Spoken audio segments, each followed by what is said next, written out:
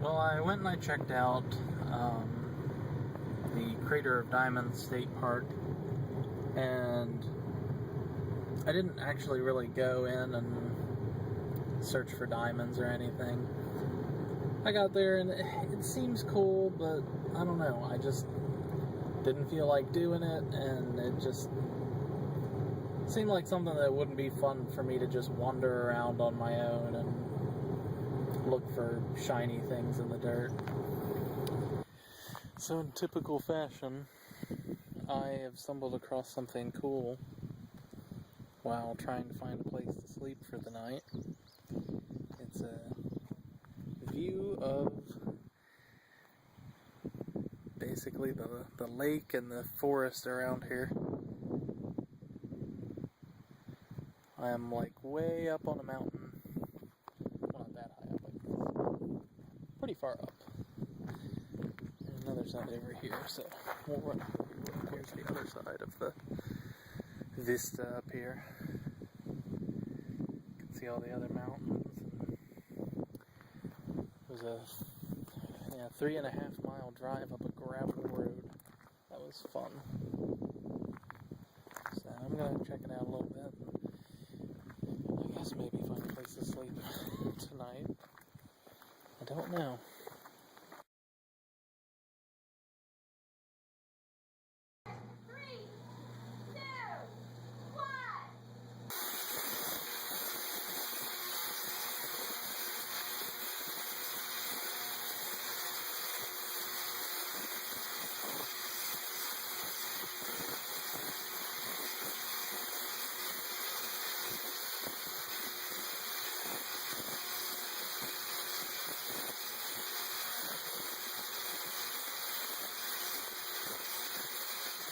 This is the Blanchard Springs Recreation Area.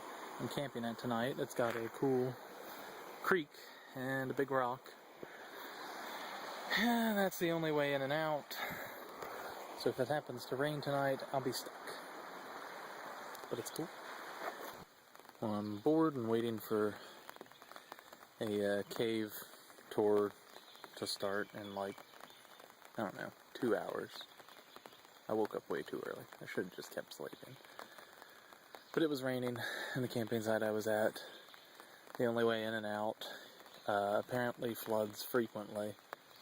So I decided it was when it started raining that it was time to go. But there is this cool,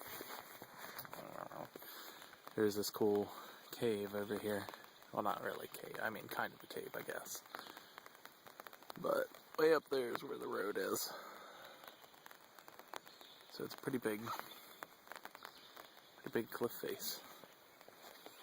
So I'm gonna go check it out and, kill time.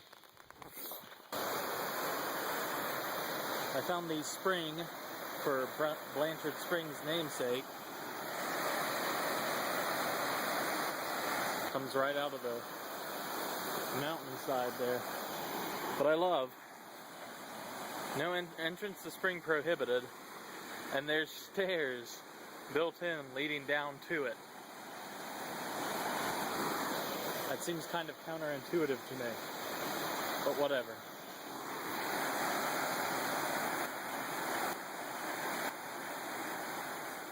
The cave tour at Blanchard Springs ended up being all booked up that morning by a school, so I would have had to wait another 3 to 4 hours before it'd be available.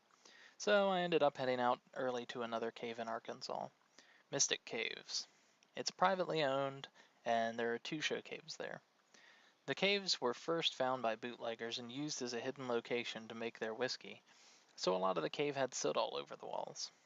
The first cave was fairly small, but it had lots of cool formations and was the most recent discovery by the owner. The older cave was the one that the bootleggers had used, and it had some nice formations, but had quite a few broken stalactites and stalagmites, thanks to the bootleggers. My only real problem with the tour was that the owner and all the tour guides believe that the Earth is only 6,000 years old, and so they tell people that the stalactites, stalagmites, and columns only take a couple hundred years to form, which simply isn't true. More than just being wrong, it's a dangerous thing to tell people. They need to understand that if they damage a cave formation, it's ruined forever.